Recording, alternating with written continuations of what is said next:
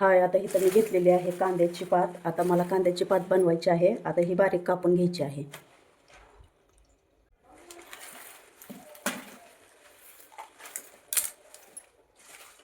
आता ही कांदा आपल्याला कट करून टाकायचा आहे. असं कट करून घ्यायचंय.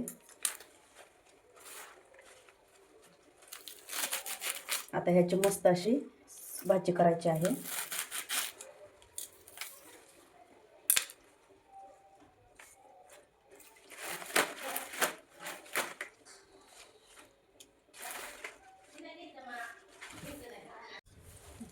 आता ही चांगली अशी आता आपल्याला स्वच्छ धुवून घ्यायची आहे.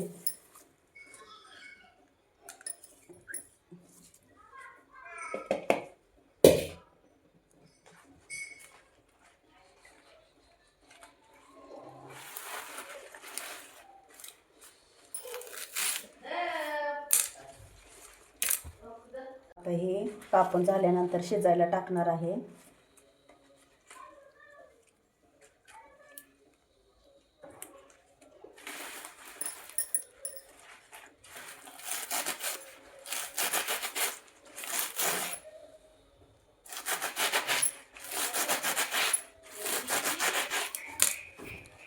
आता इथं मी चांगलं स्वच्छ धुवून घेतलेलं आहे आणि आता आपल्याला हे शिजायला टाकायचं आहे.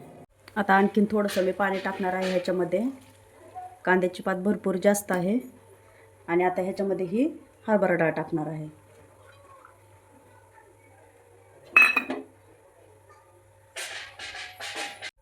आता आपल्याला हे चांगलं अशी मिक्स करून घ्यायची आहे, म्हणजे डाळ पण शिजून निघल.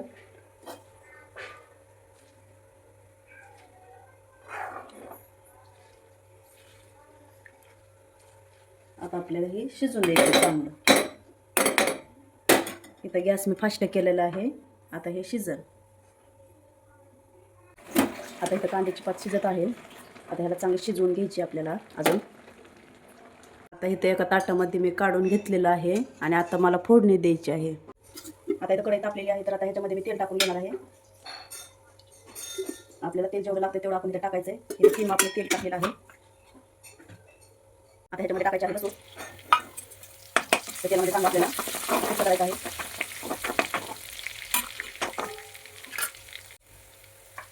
आता ही कांद्याची पात ह्याच्यामध्ये टाकून घ्यायची आहे आपल्याला.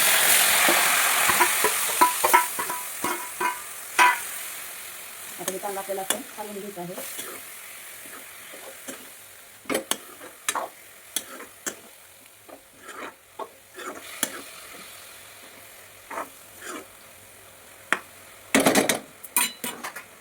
आता ह्याच्यामध्ये टाकायचं आहे मीठ,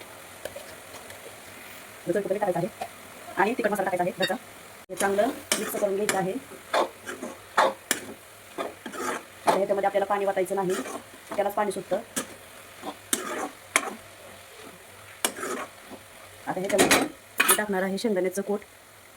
इथं जास्त बारीक केलेलं नाही, थोडंसं जाडसरच ठेवलेलं आहे. आता हे कूट टाकून घ्यायचं आहे आणि हे चांगलं मिक्स करायचं आपल्याला.